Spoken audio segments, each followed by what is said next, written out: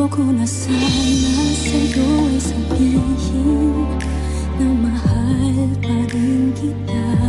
Ayokong isipin na ang iyong pag-ibig ay di pansamantala.